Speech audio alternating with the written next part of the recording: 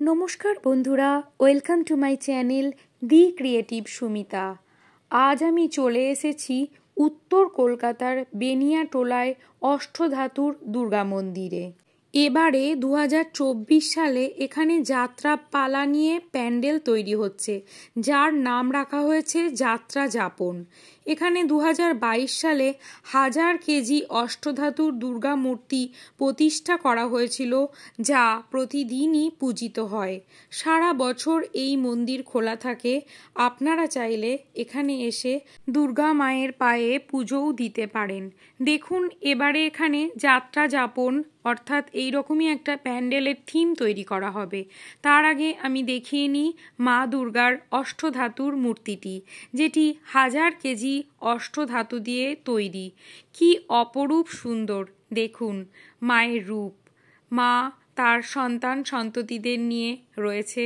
এখানে ঘোড়ারূপী সিংহ রয়েছে, অসুর এবং মা তার সন্তান অর্থাৎ লক্ষ্মী, গণেশ, কার্তিক সকলকে নিয়ে প্রতিদিন পূজিত হন। পাশেই রয়েছে ছোট্ট শিব মূর্তি। যান্ত্রিক ঢাকঢোলেরও ব্যবস্থা রয়েছে, আরতির সময় সেটি বাজানো হয়। উপরে ঝাড়বাতি দেখতেই পাচ্ছেন।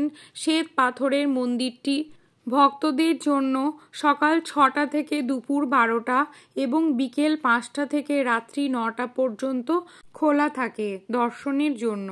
মায়ের মুখাবয়ব, মায়ের বেনারসি গহনা, তার সমস্ত অস্ত্র, পাশে লক্ষ্মী গণেশের রূপ দেখুন।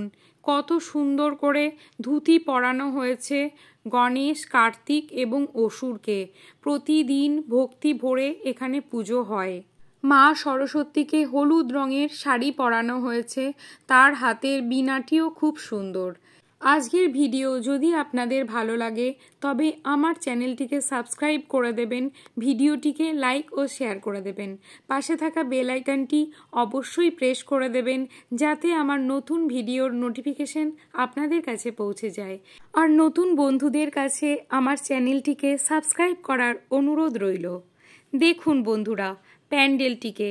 যাত্রাপালা আগেকার দিনে এন্টারটেনমেন্টের একটা বড় মাধ্যম ছিল, যা বর্তমানে লুপ্তপ্রায়। এখানকার পূজা কর্তৃপক্ষ সেই পুরানো দিনের ভুলে যাওয়া যাত্রাপালাকেই এবার মানুষের স্মৃতিতে আনার প্রয়াস করেছেন। এখনও প্যান্ডেলের অনেক কিছুই বাকি। খুব সুন্দর করে ওনারা এটিকে উপস্থাপন করবেন।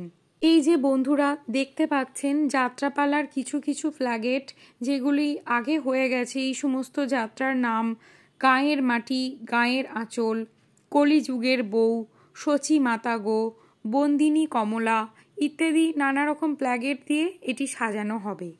যাত্রা অর্থাৎ যাওয়া, মানুষের যাত্রা উৎসবকে কেন্দ্র করেই শিল্পী পার্থ মজুমদার এবারে 2024 সালে এই থিমটি করেছেন।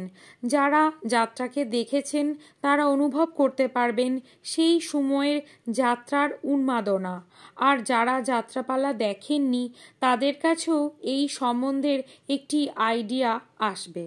মা দুর্গার কৃপায় সকলে ভালো থাকবেন, সুস্থ থাকবেন আর আমার চ্যানেলটিকে সাবস্ক্রাইব করে পাশে থাকবেন। ভিডিওটি শেষ পর্যন্ত দেখার জন্য অসংখ্য ধন্যবাদ।